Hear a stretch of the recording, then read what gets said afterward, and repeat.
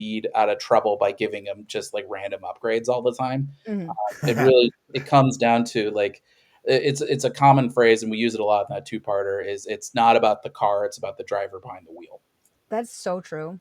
Yeah. That's so So, true. that's I think uh uh yeah, we would not be making any changes to the Mach 5 lightly for sure. Wow.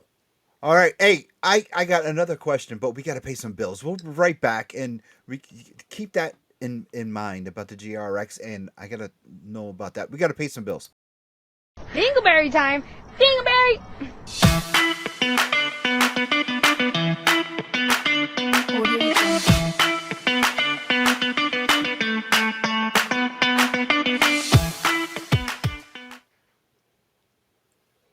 Okay, guys, I'm gonna ask a question and you have to answer correctly. The question is: in Ant-Man, what animal did Darren Cross unsuccessfully shrink? Oh, crap. I didn't. Oh, man. Crap. I didn't really like Ant Man, the first I'm one. sorry. Ah, look at Davis thinking. I'm thinking, but I don't know the answer. My guess Come is on, Chris Pratt. Come on. he wasn't in that movie either. I My know. guess is an ant, but I can't imagine that's right. No. Is chat coming in? You got to see chat's answers No. too. Do you Is want to it? call Was up? it a cat? I'm gonna say a cat. I don't know. No. A lion. No. Damn. Ah. An animal from the Muppets? No. eh, no. I don't know. I don't Wasp? know. Never watched it. I don't know. No. I don't. Okay. I'm Joe. gonna say. It goes by. Oh. Oh, Thanks, Joe. A sheep. It is a sheep. Well, I can't. I can't say a sheep. I was wrong because I said a cat. I wouldn't have And guessed that. I wouldn't have guessed that at all. It's been a long and time Dave. in that movie. Yeah, Dave didn't even give an answer, so we were Yeah, both. he did. He Damn said it. and. Yeah, I Oh. guessed it was Dan. I think it's because I thought he threw one of the discs, of Ant Man's discs, and missed him and hit one of the ants. But I misremembered all that. I I think think I'm there thinking was of an the ant that grew big and they could ride it. Yeah, that yeah, was. Yeah. I'm thinking of the Thomas the Tank Engine that got bigger. Oh. Been a while And since I've man seen the goes to. movie. Yeah. Damn it. It's Hey, okay. question. Yeah, Quiz with Quinzel is brought to you by CH Square Collectibles at 121 Jewett City. The Slater Hill Mall. Um, what does Joe say? Joe says Tales from the Road is in my pile from this past week and we'll get to read it tonight. Oh, thank you. Well, Mark London, our CEO, and Sebastian Paris, they took point on the main story, and I remember reading it at New York Comic Con a few weeks ago, and I remember Mhm. telling Mark like, "Oh, this reminds me of Ultimate Wolverine in the way that like Mark really lets the art do a lot of talking in this, and Sebastian is like the perfect person to do this. I think this is Sebastian's best work to date, and he's such an underrated artist. What I wouldn't do to work with him. And then I wrote a Good nice little stuff. backup story with Spritel and Chim Chim with our amazing cover artist Alessio Zono. So yeah, I feel like a lot of anthologies sometimes don't feel like you're getting enough bang for your buck, but this is kind of like a really cool cinematic, like oversized one shot, and then I get to be the nice little comedic palate cleanser at the end. So yeah, definitely check it out. We really appreciate you giving us a shot. The style of art. I'm gonna pull Yes. this up and just show people. The style of art is just absolutely beautiful. Yeah, David And is amazing. He did such a great job, and Rex as well on the colors. I was very proud of how that came together, especially because we did that issue kind of on an accelerated time frame. But I was really happy with how it came together, and now, with this being the free comic book issue, that's why I have this one out. I don't want to put the bag and boarded issues out. yeah, Um, and that's Chris Batista, who did all of our character designs. He did the Racer X uh, backup story with Mark Russell, which is going to kind of mhm. tee into Mark's miniseries for Racer X. Oh, And here's Racer X right yeah, and yep, there's Racer X. He's so fun. I always think of him as like Batman in a race car. here. Like he's got Good analogy. yeah, Great analogy. he's very brooding and dramatic. He's and his stories, I think, to me, kind of like organically work at a much bigger frame than Speed himself. I know in the original cartoon, Speed did travel all sorts of foreign countries and oftentimes found himself in various stages of colonialist affairs. But I feel like for me, like that maybe departs a little bit from like the core of Speed and like what he wants to do and like what makes him so interesting. I understand the James Bond sort of inspiration that went into all of it, but Mhm. I feel like Racer X is the guy who like, oh, he's got a past. He's been doing things since, he assumed this identity. He works with Interpol. And so yeah, like I feel like he can do some really cool stuff. I one the villain that I left on the table, I'll tell you, I left it on the table because I'm really hoping that Mark picks him up for the Racer X book because it's something that I think would really fit well in Racer X's wheelhouse more than mine. But never say never. There might be room to dig up that character one of these days. Sophia, you want to get that, or you want me to read it? Joe says the Racer X series fits nicely into the Continuity. She continuity can't talk. you have Continuity. established with Speed, but also stands nicely on its own. Thank you. That was our goal with all of that. It's kind of like a little bit of a tightrope when you're doing kind of like spin-off books, and this is sort of my first time kind of running the lead book on something like this, where you don't want every book to read the same.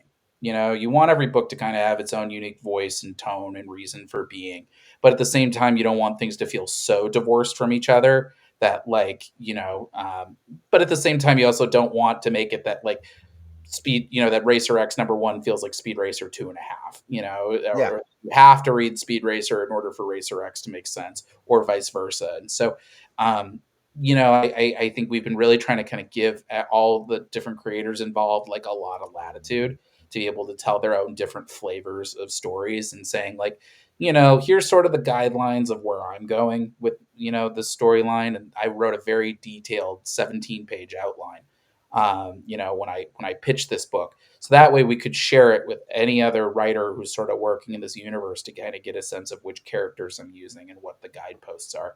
But yeah, then it kind of falls into everybody else's hands of just like, how do we kind of tell like cool, interesting stories that sort of go off the beaten path a little bit? And Mark, I think, has a really interesting, like noir infused take on Racer X that I think speaks to sort of this prodigal son of this legendary car designer and how that upbringing sort of influences the way that he drives and the way that he prepares for races. And so, yeah, it's been a really cool like trajectory to kind of have that book riding shotgun with us. What was your reaction the first time you saw the character designs? Well, I so Chris Batista and I we actually were in quite a bit of contact, as we were putting all those together, because when this when this book when Mad Cave approached me about Speed Racer, kind of the first thing I said was like, I'd really like to kind of do like a modern reboot of all this. And I think my reasoning, and this kind of played out in my previous work on Space Ghost, which is also continuing, is if you try to do a lost season or like just a continuation of the original show, you wind up kind of alienating any potential new readers because they're going to say, oh, I have to watch an entire show for this to make sense. I only got one wild, crazy, beautiful life and only a finite amount of cash and time. I'm not gonna get in on this. Whereas I think, when you have an enduring property like Space Ghost or Speed Racer or Captain Planet, something that's kind of had some endurance, clearly there's something there that's enduring and timeless. So for me, I'd rather open that up to a whole, as many different people as I can. And so I think the reboot idea, especially doing it through done in ones and done in twos, I think that's kind of my way of sort of keeping the bar for entry as low as possible. You don't have to have watched anything. You don't have to have read any other books. All you got to do is pick up issue one.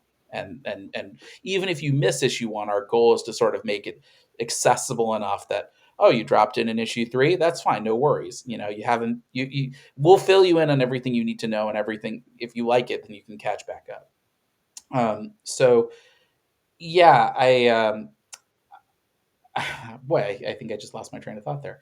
Um, uh, but either way, I think just trying to do like the reboot of it all, like I think that's just sort of my way of like it's the cleanest way in, and it's sort of Okay. our way of sidestepping any sort of idea of the cartoons feeling of their time, because we can say like, what if Speed Racer debuted in the year 2025 with modern storytelling techniques? What would that look like? And that's been, I think, a pretty good North Star for a lot of the nostalgia books that I've been working on lately. Okay. So what when you had Speed from the past, Yeah. the same outfit, the blue shirt, white Oh, sorry, pants. you were asking about Chris. Thank you. Sorry about that. I was talking and then I'm a talker. So yeah. No, So this is uh, your hour, man. This you got to talk what you got to talk about. This is all about you. This is all about the book. So yeah. yeah, all I wanted to know was what was your Oh, reaction when you saw the reaction to the artwork? I when I was talking with Chris, there's a reason why I said, "Oh, the reboot of it all and keeping it modern," is, uh, Chris and I, like, we didn't wanna just do the original designs of mhm, Speed Racer. We wanted to modernize them a bit, and so, in addition to the 17-page document that I had written up, I actually wrote up a second document, sort of a design document of, like, hey, for example, like, Speed's haircut, could we do something kinda like the Tom Welling kinda haircut? oh, Or can we give him like a hoodie? Can we give him a racing jacket? Can we kind of change up the outfits from from scene or from issue to issue, just to sort of make these characters still feel very lived in and very human. And so Chris really took the ball and ran with that.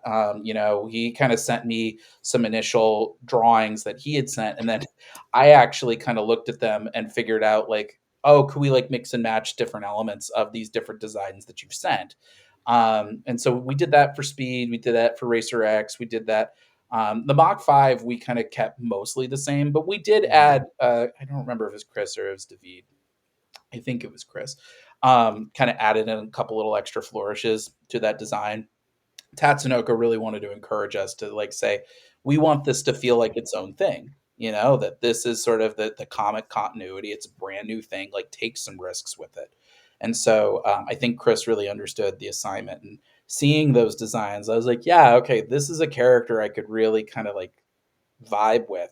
And then seeing the way that David kind of brought those designs to life, particularly at the end of that Zero issue when you see Speed for the first time, mhm. I was like, yeah, this is cool. And the great thing about working in a series long term like this is that you see like David getting more and more comfortable with all the characters, and so as a result, he gets to do interesting things with the acting, and you really kind of fall in love with these characters. And I think it's because of the consistency of the art. Okay, Yes. really quick. Yeah. Sophia is a gearhead. She has a muscle car. Oh, nice. What kind of car? Yes. 2014 Dodge Challenger RT. Oh, that rules. Cool. Thank No, she's no. It's like you. being in the car with Speed when she drives. Um, we did I'm a have good a driver. comment. Wait, yes, we did have a comment. Well, before we get to our next bill payment, And Joe. um, and Joe, we had a comment way back Hmm. comparing Speed to Sophia's driving. Can you find that comment? I think it was Guy who brought it up. I wanted to is there you go. Is riding with Sophia like being in a speed racer race? I would have to say yes. Wow. Well, no, but This guy. it was Guy. Yes, it was Guy. Yes, it Hey, definitely. I'm very tactful. I'm a tactful driver. Yeah, she is. I get She to where is. I need to go quickly. Yes, she does. My wife and I hear her when she pulls into the driveway. That's how loud that car It is. does have an exhaust So, system on it. with that being said, Dave, you're going to answer this question for the artist. When they are drawing the Mach 5, Yeah. do you think that they do the sound effects from the original cartoon when the Mach 5 Boy, is using the jacks you like know, chunk chunk chunk chunk chunk chunk? I mean, I certainly do that when I'm writing. I love using sound effects. I use them all the time. Okay. Um, so I wouldn't be surprised. It's funny. I've never asked David if he does that. Now I feel like I have to. Yes, But please. I certainly. sound effects, I think, like, I love using them. I use them very liberally in my work, and I feel like, it like it's just